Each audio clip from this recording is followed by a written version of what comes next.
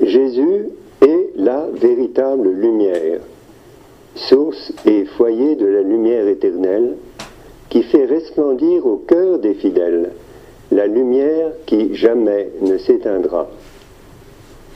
Que le Verbe, la parole, est la vraie lumière qui brille dans les ténèbres, et les ténèbres n'ont pu l'arrêter. Nous vivons en France un temps de ténèbres, où le mal est appelé bien, et le bien est appelé mal. Isaïe 5, avec toutes les conséquences désastreuses sur les âmes. Il faut annoncer la bonne nouvelle de l'Évangile, mais il faut aussi dénoncer tout ce qui s'y oppose. Nous ne sommes pas dispensés de le faire et nous aurons à rendre compte à Dieu de nos paroles, mais aussi de nos silences. Alors je vais essayer de parler haut et fort. Honte et déshonneur à vous, Monsieur le Président de la République, qui avez énoncé dans notre pays des législations contraires à la loi naturelle et au bien des citoyens. Oui, malheur aux législateurs de législation impie, dit le prophète Isaïe. Honte à vous, hommes trop lâches, pour s'engager officiellement avec une femme, mais assez dévoyés pour changer de partenaire au gré de vos pulsions. Vous êtes devenu le sujet de dérision du monde entier et vous donnez une image déplorable de la France. Vous en rendrez compte au Dieu vivant et vrai. Honte et déshonneur à vous, Monsieur le Premier ministre, et à tous vos complices, ministres de vos convertements, prévaricateurs, que vous avez couverts de votre autorité lors de l'adoption de lois impies. Honte et déshonneur à vous, Monsieur le ministre de l'Intérieur. Votre police et vos CRS s'acharnent sur des manifestants pacifiques et vous mêlez à la foule des provocateurs, camouflés en civil. Le 30 janvier, vous avez souhaité vos bons vœux à 50 personnalités de la franc-maçonnerie, les félicitant de leur rôle positif dans la construction de la République. Votre collusion avec la franc-maçonnerie est évidente et intolérable. Dans le journal du dimanche 2 février, vous traitez les 500 000 manifestants pacifiques de la Manif pour tous d'antisémites, racistes, homophobes, anti-républicains. Quand c'est un ministre de la République en question qui se laisse aller à de tels dérapages, on se pose des questions sur sa légitimité. Monsieur Valls, vous devriez relire l'histoire de Robespierre. Honte et déshonneur à vous, Monsieur le ministre de l'Éducation nationale, qui avez osé proclamer, entre guillemets, il faut être capable d'arracher les enfants à tous les déterminismes familiaux, éthiques, sociaux, intellectuels et religieux. Fin de citation.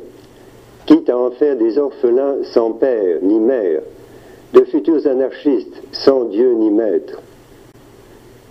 Vous avez tenu ces propos particulièrement sectaires. Il faut inventer une religion républicaine. C'est un mensonge. Vous portez ainsi atteinte à la mémoire de tous les citoyens français qui ont payé de leur vie et de leur sang, lors de 2 guerres mondiales, le droit pour leurs descendants de vivre dans un pays libre et démocratique.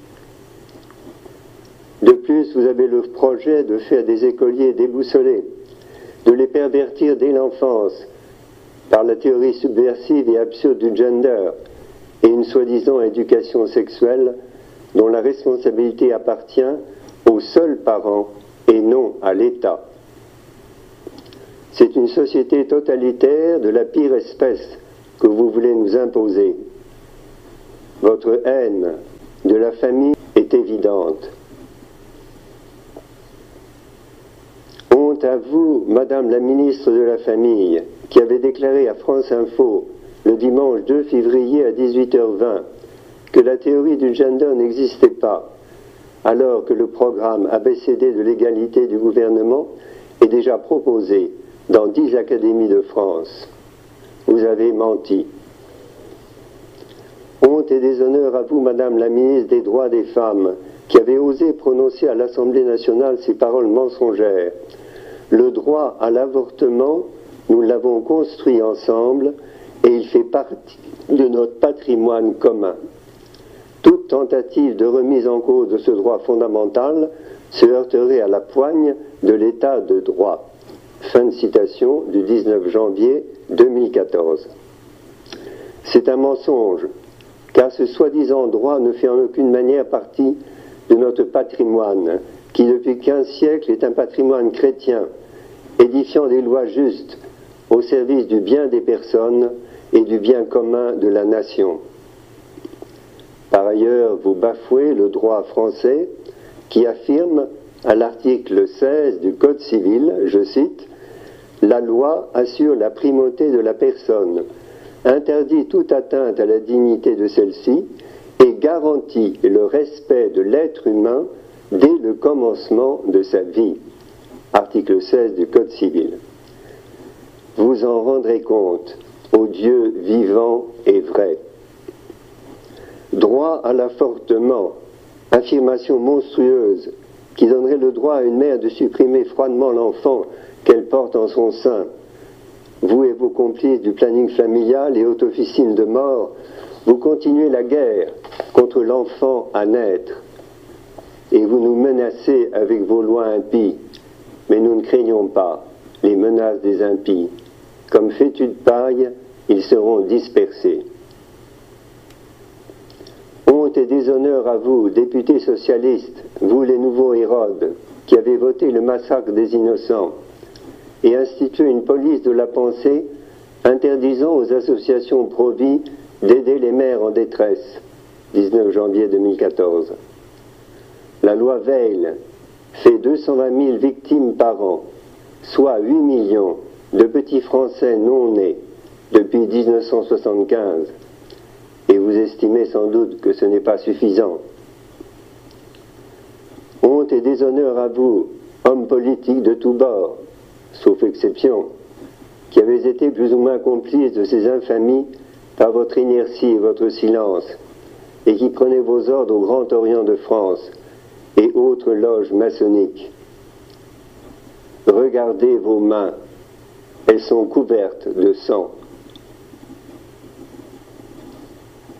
Honte et déshonneur à vous, journalistes des médias, pour la plupart, sauf exception, inféodés au gouvernement, incapables d'une parole de vérité et qui mentez par émotion. Le barbare détruit ce qu'il ne comprend pas, dit le sage. Les uns et les autres, votre intelligence obscurcie par le péché vous rend incapable de comprendre la beauté de la famille et de la procréation, confiée dès l'origine avec amour par le Créateur au couple humain homme et femme. Alors, vous voulez les détruire. Vous vous croyez civilisés alors que vous méritez très exactement le nom de barbare. Honte et déshonneur à vous, évêques, prêtres et pasteurs, qui, sauf exception, en petit nombre, n'avaient défendu que mollement, par la parole et les actes, le petit enfant dans le sein de sa mère. J'étais le plus faible, le plus vulnérable et le plus innocent, et vous ne m'avez pas défendu, vous dira le juste juge. Vous en rendrez compte, ô Dieu vivant et vrai. Miséricorde et paix à vous, mères, qui avez vécu le terrible traumatisme d'un avortement, car l'avortement fait plusieurs victimes, l'enfant et sa mère, mais aussi toute la famille autour.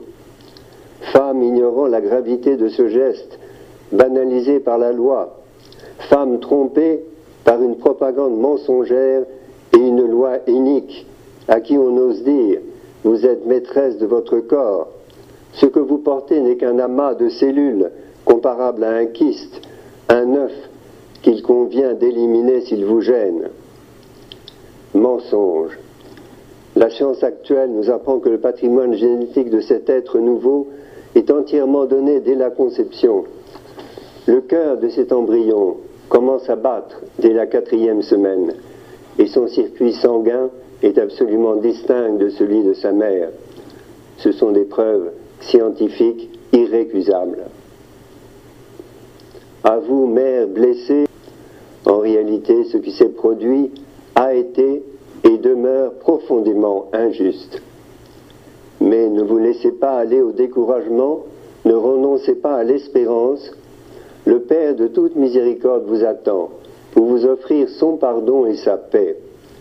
C'est à ce même Père et à sa miséricorde qu'avec espérance, vous pourrez confier votre enfant.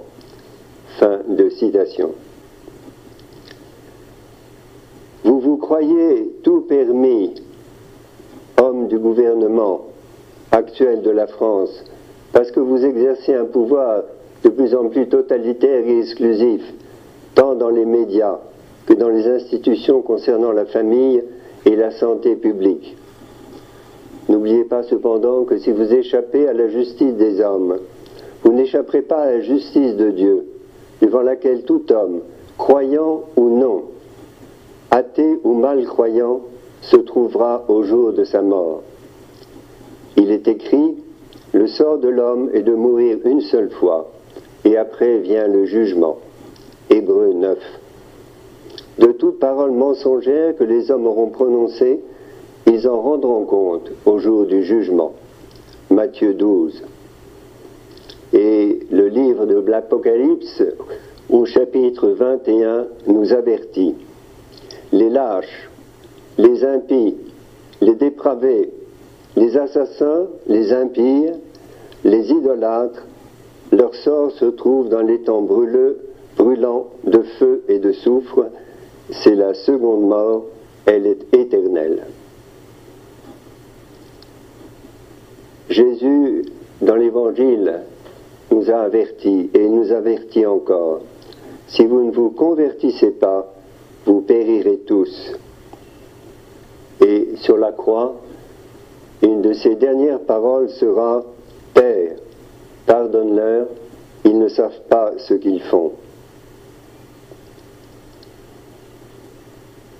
Frères et sœurs dans la foi, hommes et femmes de bonne volonté, prions pour la conversion de ceux qui nous gouvernent. Prions pour tous les pasteurs de l'Église, prions pour tous ceux qui ont des responsabilités importantes dans notre pays. Prions pour la France et prions pour notre propre conversion à Jésus-Christ, Seigneur et unique Sauveur.